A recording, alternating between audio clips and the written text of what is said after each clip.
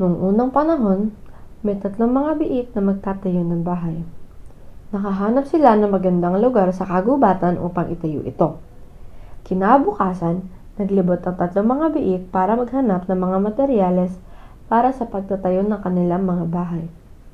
Ang bunso ay naghanap ng dayami, ang gitna'y naghanap ng mga patpat, at ang panganay ay nag-ipon ng mga ladrilyo. Bumalik ang magkakapatid upang magkita-kita, at tinanong ng panganay ang kanyang mga kapatid, "Bakit kayo kumuha ng mga dayami at patpat? Madaling masisira ang mga bahay ninyo." Sinabi ng bunso at ng gitnang biik, "Ang mga bahay namin ay madaling matatayo at magiging malakas rin ito." Sinabi ng panganay, "Mahirap itayo ang aking bahay, ngunit mas matibay ito kaysa sa inyong dalawa." Tandaan kung anong palaging sinasabi ni Mama, ang pagsusumikap ay laging nakakatalo sa mabilis na trabaho. Pinagtawanan ng dalawang batang biik ang kanilang kuya at sila ay umalis upang matulog na. Kinaumagahan, nagsimulang magtayo ng kanilang mga bahay ang tatlong mga biik. Naunang natapos ang pinakabatang biik, kasunod ang gitnang biik. Dumating ang gabi at hindi pa rin tapos ang panganay. "Kamusta ka na, kuya? Hindi pa rin tapos sa bahay mo?" tanto ni bunso. Gumagawa ako ng pundasyon upang patatagin ang aking bahay. Sagot ng panganay. Pinagtawanan ng dalawang baboy ang kanilang kapatid na natagalan sa pagtayo ng kanyang bahay. Habang ang pinakamatandang biik ay patuloy na nagtatrabaho, ang kanyang mga nakababatang kapatid ay bumalik sa kanilang sariling mga tahanan upang magpahinga. Ang panganay ay nagtrabaho ng matagal hanggang sa gabi. At nang sumikat ang araw, siya ay tapos na sa kanyang bahay. Alipas ang ilang araw, nang ang lahat ng tatlong baboy ay nagpapahinga sa kanilang bahay, isang malaki at masamang lobo ay gumagala sa kagubatan na naghahanap ng makakain. Nakita niya ang bahay ng tatlong baboy at natagpuan niya ang kanyang mga bagong biktima. Kumatok siya sa pintuan ng bahay ng dayami ng bunsong baboy. Munting baboy, hayaan mo akong pumasok," sabi niya, sapagkat gutom na siya.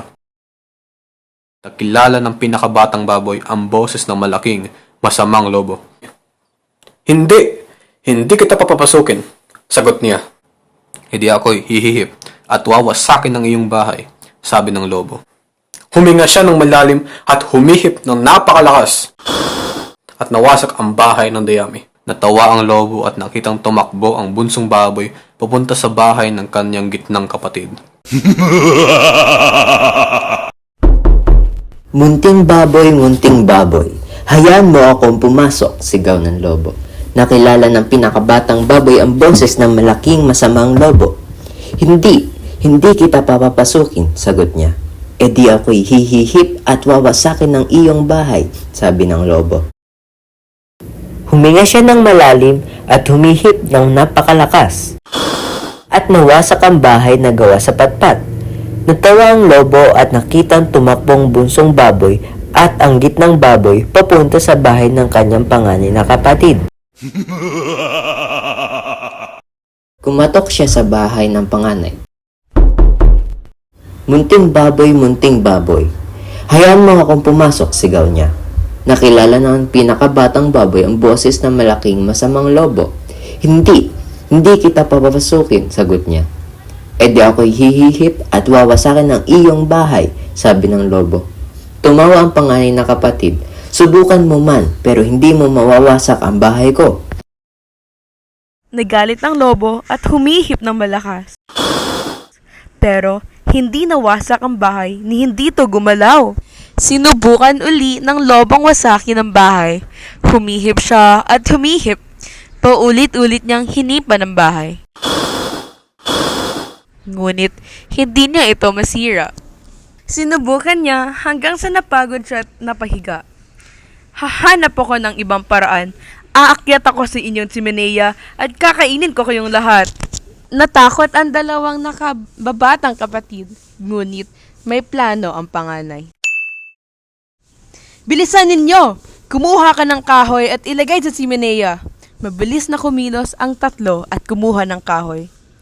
Natagpuan ng lobo ang kanyang daan papunta sa bubong ng bahay at naghanda ito bumaba sa tsimenea. Sinindihan ng panganay na kapatid ang kahoy at uminit ang tsimenea. At pagkatapos ay biglang, snap! Nahulog ang lobo sa tsimenea, pero nagulat siya. Aray! Aray! Aray! Sigaw ng lobo. Ang init! Napangiti ang magkapatid at namuhay ng maligaya magpakailanman. Hello mga bata! Nagustuhan niyo ba ang kwento? Kung oo ang sagot nyo, nagtatanong naman ako tungkol sa kwento. Ilang biik ang nabanggit sa kwento? Kung 3 ang sinagot mo, tama ka! Subukan natin ang isa pang tanong. Ano ang ginamit ng gitnang baboy sa pagtatayo ng kanyang bahay? Kung sumagot ka ng patpat, tama ka! Magtanong pa tayo. Sino ang nagwasak sa mga bahay ng gitnang baboy at bunsong baboy? Kung sinagot mo ang lobo, tama ka! Narito ang huling tanong at gawin natin itong medyo nakakalito. Aling biik ang huling nakatapos ng kanyang bahay? Kung sinagot mo ang panganay, tama ka! Ang galing mo! Bago kami umalis, nais naming ibigay sa iyo ang moral ng kwento. Tulad ng sinabi ng pinakamatandang baboy na ang pagsusumikap ay laging nakakatalo sa mabilis na trabaho. Ay, iyon na lang palang oras natin ngayon. Sana makita ka namin muli sa susunod sa e-show. Ito si Ate Dyrene. Salamat sa panonood.